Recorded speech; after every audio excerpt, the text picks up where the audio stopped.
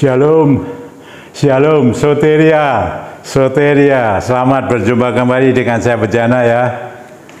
Dalam acara HDM, Healing and Deliverance Ministry, pelayanan kesembuhan dan kelepasan. Saudara-saudara, puji Tuhan masih diberi kesempatan saudara untuk memberitakan kabar sukacita, kabar keselamatan ya. Keselamatan kekal, ada soteria, keselamatan kekal dari Tuhan Yesus Kristus. Ada pelayanan firman, doa, dan pengurapan saudara. Karena mujizat Tuhan masih tetap ada. Haleluya. Jangan khawatir saudara, tapi saudara hati-hati ya, hidup dalam dunia ini. Dunia ini penuh dengan roh saudara. Saudara, mari kita baca firman Tuhan ya. Lebih dulu saya mau ambil di dalam Roma 12 ayat yang kedua saudara. Begini, Roma 12 ya. Roma 12 ayat 2 begini. Janganlah kamu menjadi serupa dengan dunia ini, tetapi berubahlah oleh pembaharuan budimu, sehingga kamu dapat membedakan manakah kehendak Allah, apa yang baik, yang berkenan kepada Allah, dan yang sempurna. Haleluya. Itu saudara, hati-hati dengan dunia ini saudara. Kenapa? Dengan dunia ini saudara ya, supaya kita jangan serupa dengan dunia ini. Kenapa saudara? Kita lihat saudara di dalam 1 Yohanes ya, 1 Yohanes pasal 5 ayat 19 itu begini. 1 Yohanes pasal 5 ayat 19. Kita tahu bahwa kita berasal dari Allah, dan seluruh dunia berada di bawah kuasa si jahat. Hati-hati saya dan saudara kita semua. Seluruh dunia sudah di bawah kuasa si jahat. Saudara, saya memberi tema khotbah saya ini yaitu jangan ikut-ikutan dengan dunia ini. Loh, kenapa saudara? Ya, saudara kan masih hidup dalam dunia saja. Tapi hati-hati ketika saudara sudah beriman kepada Tuhan Yesus. Ada rambu-rambu yang harus kita hindari, kita jauhkan, jangan diikuti. Ya, maka saya firman Tuhan, saya beri tema firman ini adalah jangan ikut-ikutan dengan dunia ini. Apa saudara? Kita melihat, ya kita baca di dalam kitab Ulangan saudara. Ini yang harus perhatikan ya saudara, dan saya akan hidup dalam dunia ini ya. Jadi jangan sampai kita ikut-ikutan saudara ya, ikut-ikutan. Ini kita baca di dalam kitab Ulangan pasal 18 ya. Kita baca sampai mulai ayat 9 sampai 12 saudara. Maaf saudara, sampai ayat 13 ya, ayat 13. Jadi ayat 9 Ulangan 18 ayat 9 sampai 13. Ulangan 18 ayat 9 sampai 13 itu begini saudara. Ya. Apabila engkau sudah masuk ke negeri yang diberikan kepadamu oleh Tuhan Allahmu, maka janganlah engkau belajar berlaku sesuai dengan kekejian yang dilakukan bangsa-bangsa itu. Ini dulu. Ini kalau saya baca ini ya, ini bukan saja terjadi pada zaman dahulu, tapi zaman sekarang loh. Kan saya melayani ini saudara. Jadi saya ini membaca Alkitab ini bukan menceritakan zaman dahulu saudara. Ya, landasannya adalah firman Tuhan yang dicatat pada perjanjian lama ini pada waktu itu. Tapi saudara pada saat ini saudara ada di mana? Di dalam dunia ini. Hati-hati. Jangan ikut-ikutan dengan dunia ini. Ini ayatnya saudara. Jangan sampai kita apa tadi dikatakan melakukan atau belajar sesuai yang dunia ini lakukan. Ada. Sebab apa? Dunia ini sudah di bawah kuasa si jahat. Tadi kan begitu saudara. Maka kita harus jangan serupa dengan dunia. Jangan ikut-ikutan. Apa saja itu saudara. Saya baca satu-satu ya, nanti saya jelaskan saudara. Ya, begini, ayat 10. Di antaramu janganlah didapati seorang pun yang mempersembahkan anaknya laki-laki atau anaknya perempuan sebagai korban dalam api. Pengertian apa ini saudara? Apa yang saudara dapatkan? Ini mengenai anu saudara. Di dalam mendapatkan kekayaan itu loh ya. Ya, harta benda ini zaman ini sulit saudara. Hati-hati. Ini bisa terjadi ya. Mendapatkan kekayaan dengan tidak wajar. Ya kita sebut ini ada roh pesugihan saudara. Coba kita bandingkan dengan Mazmur ya, kitab Mazmur 106 ayat 37 itu begini, mereka mengorbankan anak-anak lelaki mereka dan anak-anak perempuan mereka kepada roh-roh jahat. Nah, tujuannya ya untuk mencari pesugihan saudara. Ini ayatnya ini. Hati-hati saudara. Roh pesugihan, kekayaan, harta benda. Wah ini zaman kerjaan sulit saudara. Kalau kita masuk ngikuti dunia ini, wah celaka saudara. Hati-hati, jangan ikut-ikutan ya. Pesugihan, ya pergi ke tempat-tempat tertentu ya. Saudara tahulah tempat di mana mencari pesugihan, mencari kekayaan. Loh iblis bisa loh, Tuhan Yesus saja dulu. Saya pernah ditawarin juga kan, saya pernah saksi ya. Tuhan Yesus ditawarin seluruh dunia, tapi menyembah kepada iblis. Itu roh jahat saudara. Ya, hati-hati ke tempat-tempat tertentu. Wah, ada banyak kesaksian saudara. Ya, itu ada keluarga-keluarga yang diserahkan, dipersembahkan kepada roh-roh jahat. Mati saudara. Jadi apa saudara? Ya, itu kadangkala bisa jadi binatang saudara. Saya melayani loh saudara. Tempo hari yang saya layani itu jadi keras saudara. Tapi saya mendengar juga yang dari harimau, dari macam-macam binatang saudara. Ya, itu pernah saya melayani di pelayanan saya. Itu mencari pesugihan. Ya, mencari pesugihan dengan tidak wajar. Ada sing apa namanya? Ikut-ikutan punya tuyul. Iya tuyul nyambili macam-macam saudara. Hati-hati saudara, ini yang tidak boleh, harus kita hindari. Jangan ikut-ikutan kalau seperti ini. Kita punya Tuhan yang hidup, sumbernya segala sumber, dahsyat, luar biasa, Tuhan Yesus Kristus, dan oleh Roh Kudusnya semua sudah menjadi kebenaran. Haleluya. Ya, itu yang pertama saudara. Saya bagi 3 nanti ini saudara ya. Jangan ikut-ikutan, jangan ikut-ikutan mencari pesugihan, mendapatkan harta kekayaan dengan tidak wajar. Sebab kalau tidak terjadi seperti itu terjadi benar saudara.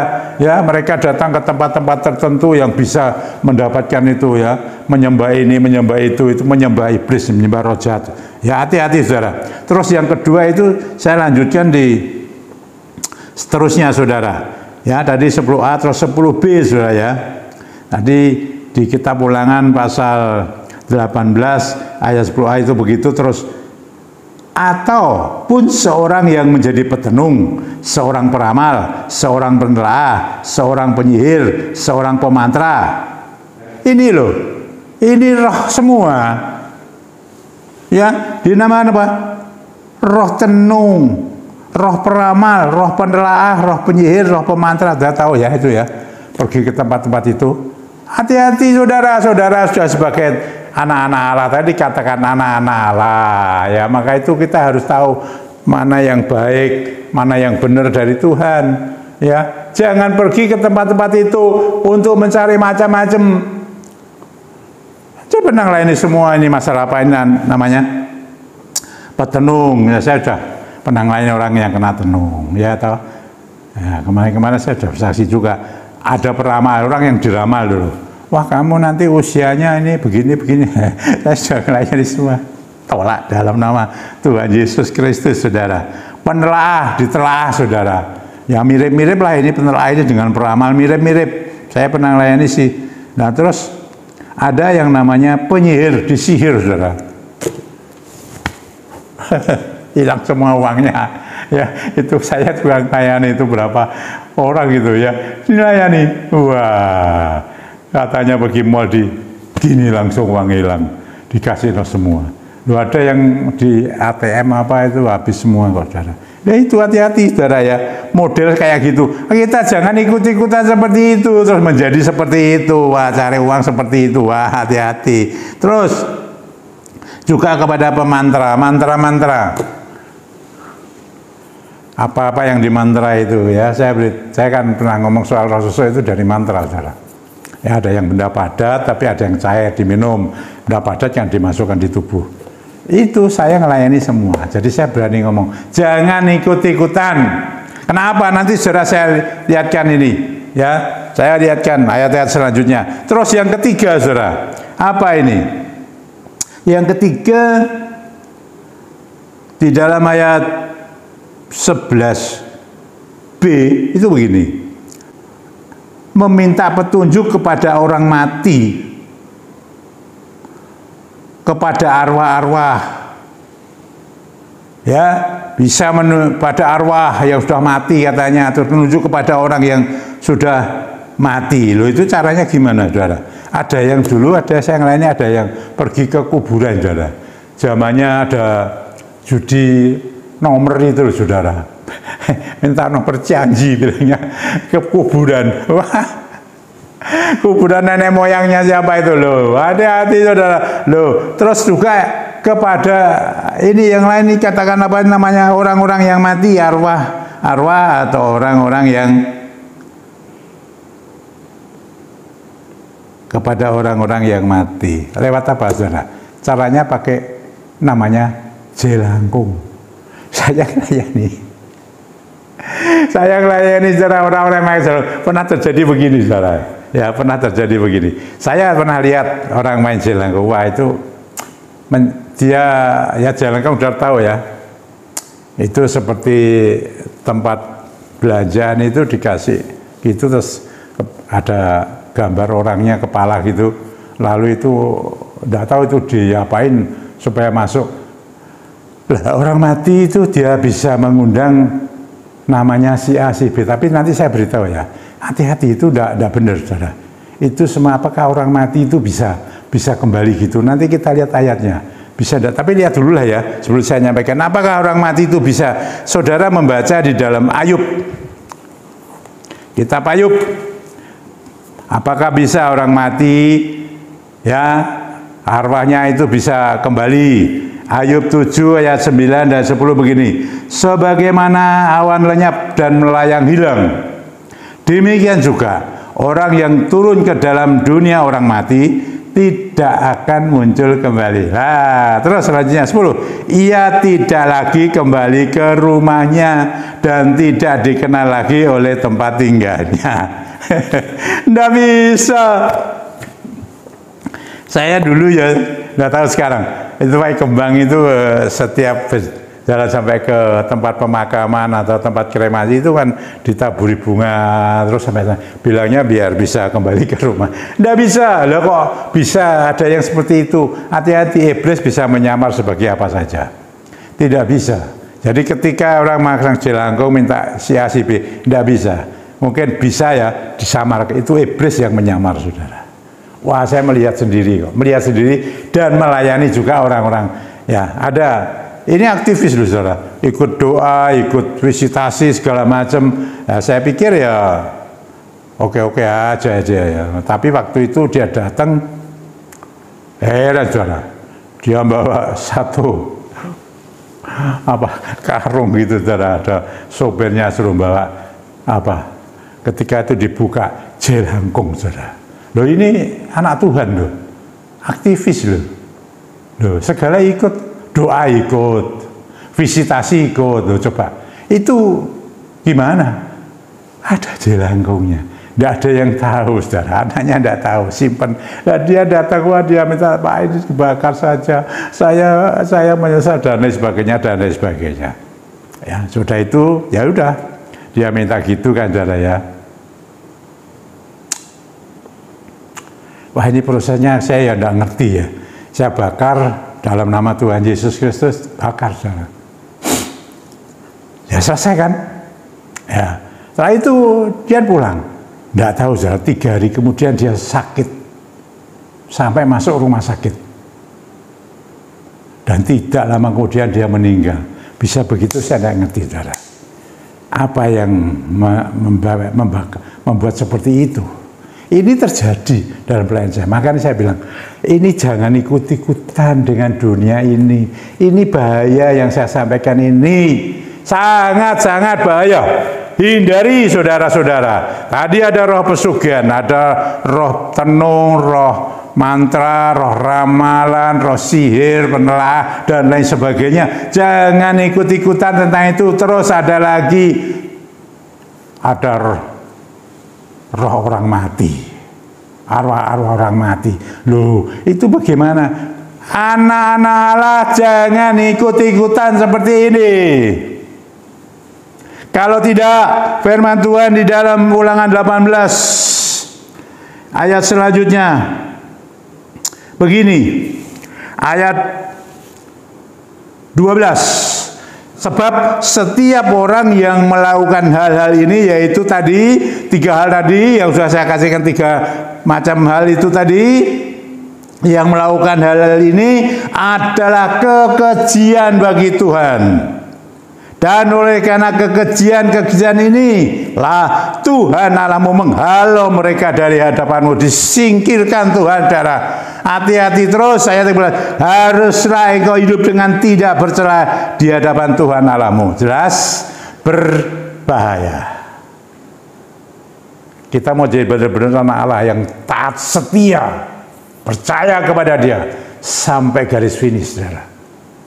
Dan kita akan menikmati yang namanya kerajaan surga.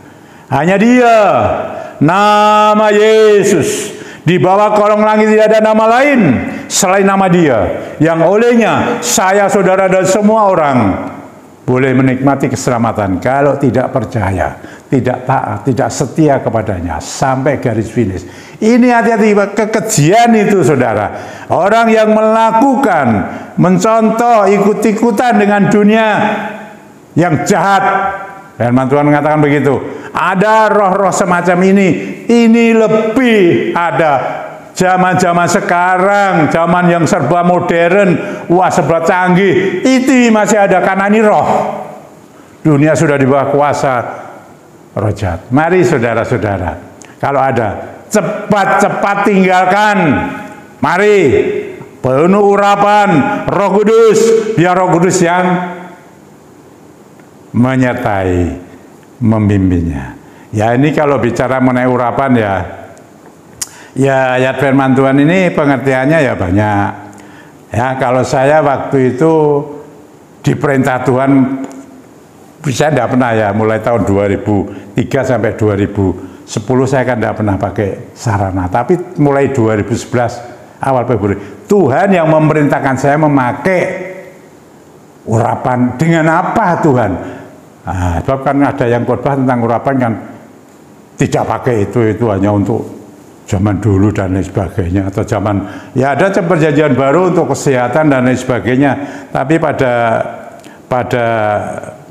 ketika menjalani itu, ya ketika saya tanya pakai urapan apa, Tuhan kata pakai minyak, segala minyak, tapi tidak boleh ada alkoholnya. Lalu kamu kuduskan dalam namaku. Nama Tuhan Yesus itu apa? Supaya minyak itu menjadi minyak kudus. Supaya Roh Kudus yang bekerja. Ini loh saudara, jangan perkara minyak. Saya dulu tidak pakai minyak kok, tapi kan perintah Tuhan. Kalau diperintah Tuhan tidak dilakukan ya bahaya ya, kan bahaya ya. Sangat-sangat bahaya. Kalau tidak diperintah Tuhan ya silakan aja mau membedah Alkitab ini dengan cara berpikirnya sendiri, ya sesuai dengan Alkitab. Sudah, tahu saya sesuai dengan perintah Tuhan kan. Perintah Tuhan yang langsung, ya. Nah, yang langsung. Ada yang menurut firman Tuhan itu, ya udah itu aja. Ya itu aja. Tapi kan ada Tuhan beri perintah yang lain. Wah, firman Tuhan ini wah terlalu banyak lah, saudara. Ya susah. Ini saya kan hanya manut ngikuti arahan dari Roh Kudus dalam pelayanan saya, healing and deliverance. Mari saudara yang butuh pengurapan, ya kalau saya pakai minyak, pastilah. Kalau saya ngomong pengurapan sekarang ini, kecuali Tuhan sudah tidak perlu lah, saya tidak perlu, sudah. Tapi masih belum dicabut, saudara. Jadi saudara yang punya minyak tanpa alkohol silakan, yang belum saya kuduskan ya, dari tempat ini loh ya. Dalam nama Tuhan Yesus Kristus, minyak-minyak Tuhan yang tanpa alkohol itu, sekarang ini dari tempat ini saya kuduskan dalam namamu, nama Tuhan Yesus Kristus, supaya minyak itu menjadi kudus dan Roh Kudus yang bekerja. Bukan minyak lagi, tapi Roh Kudus yang bekerja. Minyak hanya fasilitas sarana, itu buatan manusia. Tapi perintah Tuhan harus dilaksanakan. Urapi saudara, dalam nama Tuhan Yesus Kristus, urapkan.